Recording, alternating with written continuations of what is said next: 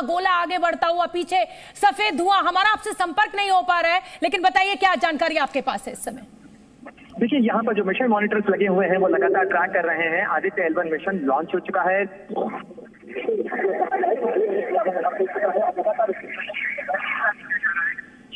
Landing के वक्त लगातार उस मिशन कंट्रोल हुए कि क्या अभी तक, क्योंकि 1 घंटा 13 मिनट का वक्त लगेगा इसे, जब ये धरती की कक्षा के अंदर आदित्य L1 को स्थापित किया जाना है और उसके बाद वहां से ये आगे का सफर तय करेगा, क्योंकि उसके बाद उसके अर्थबाउंड मैनूवर्स होंगे। तो 1 घंटा 3 मिनट के वक्त के बाद आदित्य जो सोलर मिशन है वो इस प्रोपेलर से अलग हो जाएगा और उसके बाद प्रोपल्शन मॉड्यूल से अलग होने के बाद में ये जो है ये आगे बढ़ेगा और उसके बाद ये जो स्थापित हो जाएगा, क्योंकि अलग अलग इसके चरण है। यानी सबसे पहले रॉकेट अलग होते हैं, उसके बाद जो इसका कवरिंग है जिसे कहा जाता है हीट शील्ड, वो हीट शील्ड अलग होगी और उसके अंदर से वो आदित्य मिशन जिसे धरती की कक्षा से निकालकर फिर सूर्य की कक्षा में पहुंचाना है वो बाहर होगा। और लगातार इसकी ट्रेजेक्ट्री को ट्रैक किया जा रहा है, क्योंकि ये ट्रेजेक्ट्री बहुत महत्वपूर्ण हो जाती है।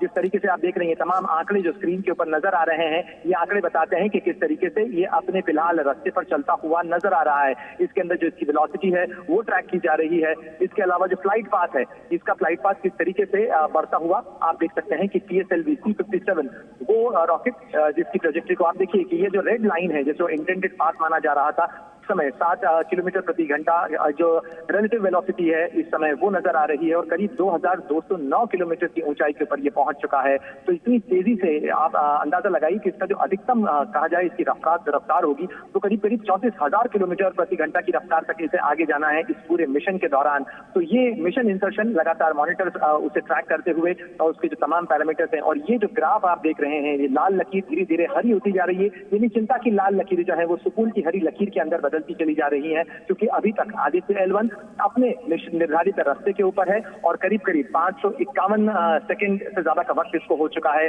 और लैटिट्यूड और लॉन्जिट्यूड जो पैरामीटर्स हैं वो भी साफ नजर आ रहे हैं। 6 मिनट और 29 सेकंड का वक्त इसके लॉन्च को हो चुका है और लगातार इसे ट्रैक किया जा रहा है। बिल्कुल इस समय 11:59 हो चुका है। 9 मिनट का ये मिशन रॉकेट को लॉन्च किए हुए 50 पे उड़ा था, तो ये 9 मिनट अभी हवा में है और हमारे वैज्ञानिक सचिन भामा जी यहाँ पर मौजूद है। सचिन जी बता रहे हैं आपकी ये 16 मिनट लगभग में स्थिति एकदम साफ हो जाएगी कि ये सफलतापूर्वक आगे बढ़ रहा है। जी बिल्कुल, ये स्थिति साफ हो जाएगी। और मुझे आप ग्राफ देख करके अभी उन्होंने जैसा बोला कि शुरू में ग्राफ जो था वो दूर था, तो ये सारी बातें ये दर्शाती हैं कि बहुत जितनी एक्सपेक्टेड थी उससे तेज वेलोसिटी से गया, लेकिन साइंटिस्ट ने उसको कंट्रोल करके वापस उसी लाइन पे ले आए जो हमें एक्सपेक्टेड था।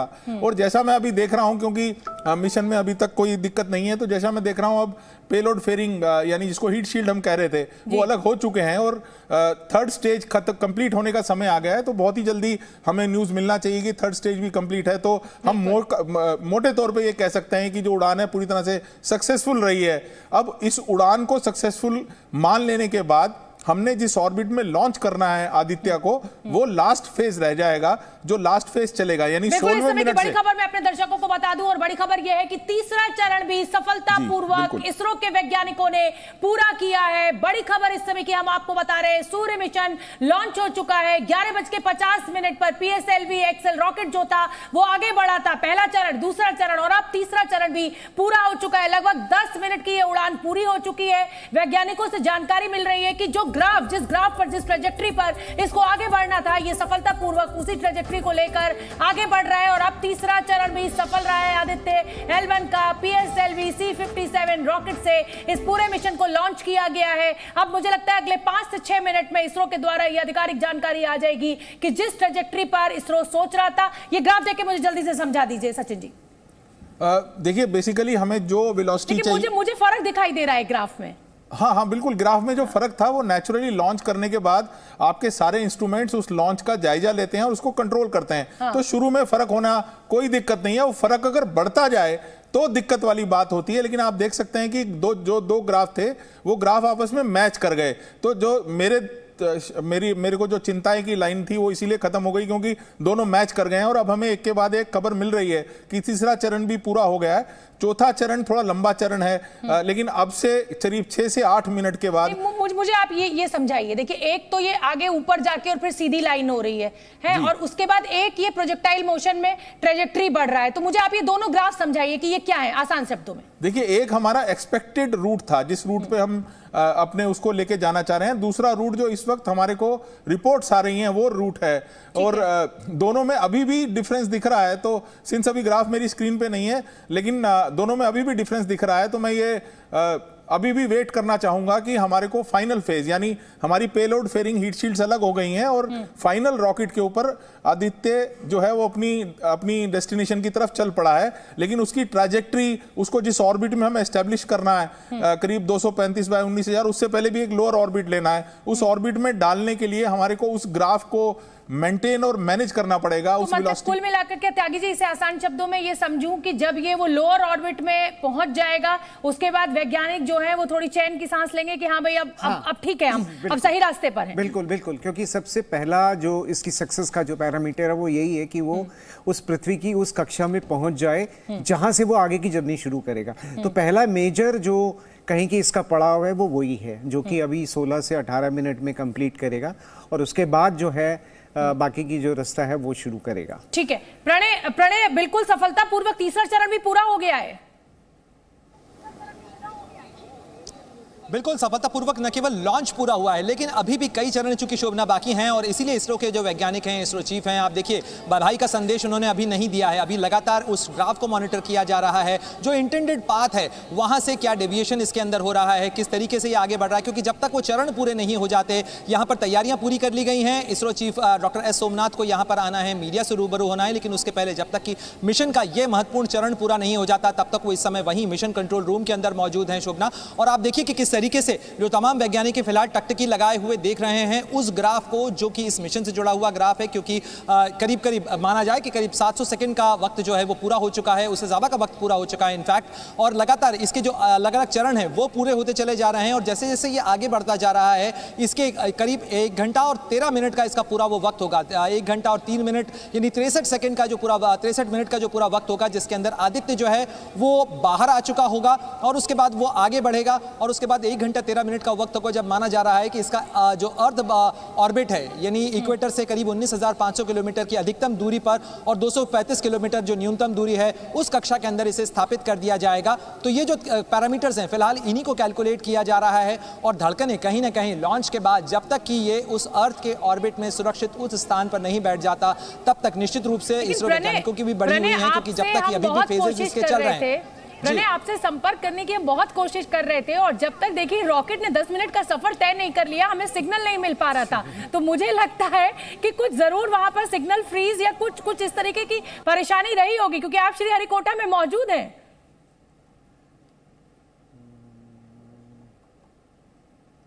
लीजिए, मैंने ये सवाल पूछा कि प्रणय फिर से फ्रीज हो गए। भाई बहुत दिक्कत है सचिन जी, इस पर आप क्या कहेंगे? संपर्क नहीं हो पा रहा था, प्रणय वहां सुबह से मौजूद है और 10 बजे हमारा संपर्क 10:30 बजे। जी त्यागी जी, कुछ कह रहे हैं आप? में एक हमारे इस क्या सूर्य मिशन का एक ऑब्जेक्टिव भी छुपा है। हाँ। क्योंकि बहुत सारा जो रेडिएशन है, हाई एनर्जी पार्टिकल, वो जो आते हैं हमारे जो सैटेलाइट हैं, हमारी जो ऑब्जर्वेटरीज हैं, उनको हिट करते हैं, और वो उनसे हमारा कम्युनिकेशन जुड़ा हुआ है। तो वो कम्युनिकेशन इस तरीके से बंदी ना हो जाए या इंटरप्ट ना हो जाए, और वो कब होता है वो सिचुएशन, सूरज से उस तरह के पार्टिकल कब निकलते हैं, वही स्टडी करने का एक मेजर ऑब्जेक्टिव है इस आदित्य मिशन का। तो आपने जो अभी एक छोटा सा डेमो देखा, हो सकता है वो हमने जान के किया हो, फ्रीज किया हो, लेकिन वो उस पे हमारा कंट्रोल नहीं होगा। वो जो रेज आ रही है, जो पार्टिकल्स आ रहे हैं, उसकी वजह से हो रहा है, और वो कितना नुकसान पहुंचाएगा हमारे सैटेलाइट को या जो ऑब्जर्वेटरीज हैं, वो हमें नहीं पता। तो ये सूरज का ये बिहेवियर अगर हमें समझ में आ जाए, तो हम थोड़ा कहेंगे प्रिकॉशनरी मेजर्स ले सकते हैं। अपने जो सैटेलाइट है, अपनी जो ऑब्जर्वेटरी है, उसको उस तरीके से डिजाइन करें कि वो इम्पैक्ट जब आने वाला है, वो उसका इम्पैक्ट कम हो जाए और वो इंस्ट्रूमेंट हमारा खराब ना हो। ओके। आपने जो क्वेश्चन जी शोभना जी, ऐसा कोई प्रोटोकॉल नहीं है कि किसी लॉन्च से पहले वहां पे सिग्नल जैमिंग की जाए, लेकिन ऐसी जगह पे जहां लॉन्चिंग हो रही होती है, वहां पे स्टैटिक इलेक्ट्रिसिटी एक बहुत बड़ा सिनेरियो रहता है, और ये सब पॉसिबिलिटीज हमेशा से रहती हैं। सो ऐसा तो पॉसिबल है कि कुछ भी हुआ हो जिसकी वजह से सिग्नल ना मिल रहे हो, लेकिन इसरो ने ऐसा कुछ किया। हाँ, ये ग्राफ मैं देखना चाह रहा हूं। आप देखिए, ये ग्राफ देख करके मेरे को जान आ रही है। देखिए आप, जी अब बिल्कुल अब जान में जान आ रही है, क्योंकि आप देख रहे हैं कि आपको रॉकेट दिख रहा है कि वो कहां प्रोसीड कर रहा है, और आप देख सकते हैं कि हम बिल्कुल इंटेंडेड ऑल्टीट्यूड और मैं अपने दर्शकों को बता दूं कि ये जो लाल लकीर आप देख रहे हैं, जो प्रोजेक्टाइल मोशन आपको इस समय ग्राफ में दिखाई दे रहा है, जो इसरो ने प्लान किया था वो था कि वही पहले सीधा ऊपर जाएगा और उसके बाद वो थोड़ा सा फ्लैट मूवमेंट लेगा। फिर जो प्रोजेक्टाइल मोशन में रॉकेट आगे बढ़ा तो वो लाल लकीर आपको दिखाई दे रही है, लेकिन अब वो लकीर लाल से ऊपर उठ के हरी होती हुई जो इसरो का प्लान ट्रेजेक्टरी था उसकी ओर आगे बढ़ रहा है। तो यहाँ पर जो वैज्ञानिक साहब मौजूद है वो थोड़ी सी राहत की सांस लेते हुए मुझे दिखाई दे रहे हैं। सचिन बाबा जी, देखिए डेविएशन आई और इसी थोड़ा मेरा भी हालत खराब हुई देख करके, लेकिन अब इस डेविएशन को जब मैं उस इंटेंडेड ग्राफ की तरफ जाते हुए देख रहा हूं तो चिंता का विषय खत्म हो गया है, क्योंकि सब कुछ सक्सेसफुल लग रहा है। प्रणय का रुख कर लेती हूँ फटाफट। प्रणय, देखिए यहाँ पर हमने इस बात पर भी चर्चा कर ली कि सुबह से आपसे क्यों नहीं संपर्क हो पा रहा है हमारा। आप वहां श्रीहरिकोटा में, हमें श्रीहरिकोटा से रॉकेट उड़ता हुआ दिखाई देता है, लेकिन हमारे संवाददाता नहीं दिखाई दे पा रहा है। तो अब आप हमें ये बताइए कि तीसरा चरण पूरा हो चुका है, वैज्ञानिक जो है, जो ट्रेजेक्टरी जो वैज्ञानिकों के द्वारा, इसरो के वैज्ञानिकों के द्वारा जो प्लान की गई थी उससे थोड़ा सा डेविएशन हुआ था, लेकिन अब ऐसा लग रहा है कि उसी ट्रेजेक्टरी की ओर बढ़ता हुआ ये रॉकेट। जी बिल्कुल शोभना, जब सैटेलाइट लॉन्च होता है तो जाहिर तौर पर देश का एक बेहद संवेदनशील ये मिशन कहा जा सकता है, और इसीलिए कई जैमर्स यहाँ पर होते हैं, और इसीलिए शायद संवाद में आपके और हमारे कुछ दिक्कत जरूर आ रही थी।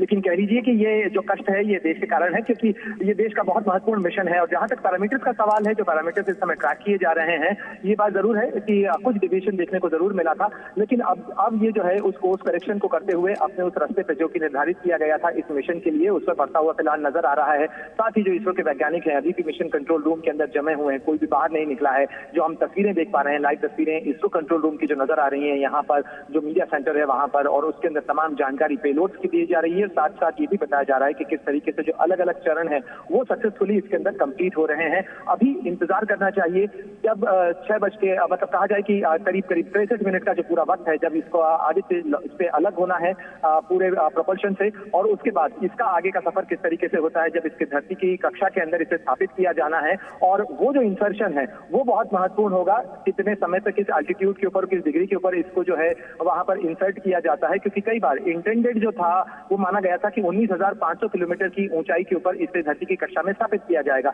लेकिन हमने चंद्रयान 3 में भी देखा था कि कई बार जो है ऑल्टीट्यूड में वेरिएशन आता है। तो अब देखना होगा कि किस ऊंचाई के ऊपर, धरती की कौन सी कक्षा के अंदर इसे स्थापित किया जाता है, क्योंकि वहीं से आगे के पैरामीटर शोधना तय होंगे कि कैसे ये आगे बढ़ेगा। तो उसके बाद आगे का करीब 125 दिन का इसका वक्त है। डॉक्टर सोमनाथ ने जैसा हमें बताया कि 125 दिन का इसको वक्त लगेगा जब इसे पहुंचना है इस हेलो ऑर्बिट के अंदर, उस L1 पॉइंट पे, जहां से ये सूर्य के इर्द गिर्द चक्कर भी लगाएगा और आबाद रूप से सूर्य का अध्ययन ये कर सकेगा। लेकिन देखिए कि आप किस तरीके से अभी ये ट्रेजेक्टरी जो है वो आगे बढ़ते हुए उस रास्ते की तरफ बढ़ती हुई हमें नजर आ रही है। जो दोनों ग्राफ्स हैं उन ग्राफ्स को आप भी ट्रैक कर पा रहे हैं कि किस तरीके से ये ग्राफ्स जो है वो आगे बढ़ रहे हैं, और आगे का जो पूरा ऑर्बिट है, देखिए एक एक जो स्टेजेस हैं वो अनाउंस की जा रही हैं, और उन स्टेजेस के अनाउंस के साथ साथ लगातार इसे ट्रैक भी किया जा रहा है।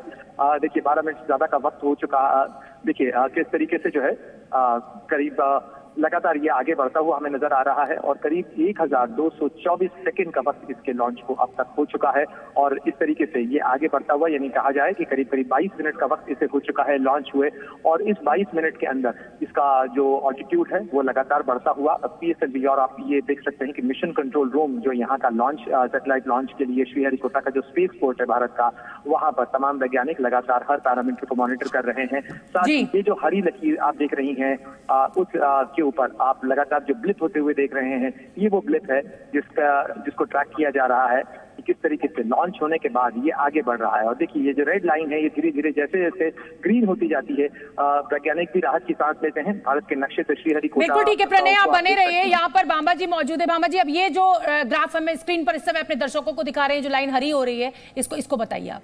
देखिए उसको एक पर्टिकुलर ऑल्टीट्यूड पे जा करके हर समय कितना ऑल्टीट्यूड ले रहा है, क्या स्पीड ले रहा है, उसी पे रहना है। उसी पे रहेगा तो उस ऑर्बिट में जा पाएगा जिस ऑर्बिट में हम उसको इंसर्ट करने की कोशिश कर रहे हैं। मैं यहाँ पे ये भी बता दूं कि अभी 313 किलोमीटर के आसपास हमारा आदित्य जा चुका है, और उस समय इस वक्त इंटरनेशनल स्पेस स्टेशन पे अगर कोई लोग होंगे तो उन्होंने हमारे रॉकेट को लॉन्च होते हुए देखा होगा, तो हम नियर अर्थ ऑर्बिट यानी नियो को क्रॉस कर रहे हैं और 648 किलोमीटर पे, 618 या 648 किलोमीटर पे। ठीक है सचिन जी, त्यागी जी, मैं चाहूंगी आप अब मुझे ये समझाएं। और सचिन जी, मैं आपसे विनती करूंगी कि वो पीछे एलईडी बना हुआ है, आप मुझे अगर जाकर उस पर ये ग्राफ समझा दें। तब तक त्यागी जी आप मुझे इसमें बताइए कि ये जो रॉकेट की सफलता है, अब आपको लग रहा है कि जो ट्रेजेक्ट्री जो इसरो के वैज्ञानिकों ने प्लान किया था ये वहां पर पहुंच रहा है? बिल्कुल बिल्कुल। देखिए, शुरू में अगर हम शुरू से देखें तो थोड़ा डेविएशन था, और जैसा सचिन ने कहा कि हम सबके दिल की धड़कन बढ़ गई थी कि ये तो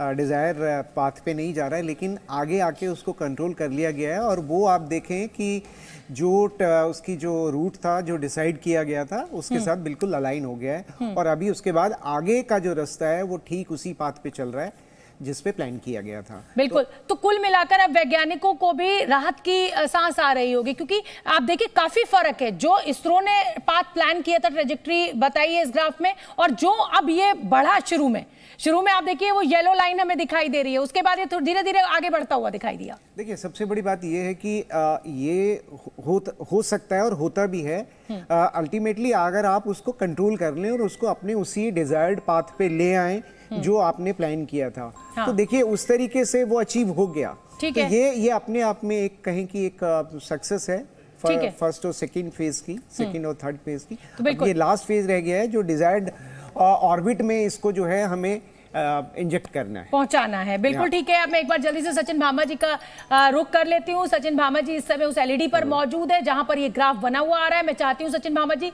आसान शब्दों में आप मेरे दर्शकों को ये पूरी ट्रेजेक्ट्री और ये पूरा ग्राफ समझा दें। देखिए, हम टाइम वर्सेस ऑल्टीट्यूड यानी किस समय पे हम पृथ्वी से कितनी दूरी पे हैं, हमारे लिए जो जरूरी है वो ये जरूरी है कि हम सही समय पे सही दूरी पे रहें। तो आप देखिए कि हमारे को इस वक्त अगर मैं यहाँ पे देखूं तो इस वक्त 992 सेकंड हो चुके हैं और हमारी वेलोसिटी 7.1 किलोमीटर प्रति सेकंड पे है। हमें इस वेलोसिटी को बहुत बढ़ाना है। अभी हमारी रेंज 5580 किलोमीटर हो चुकी है और हम इस वक्त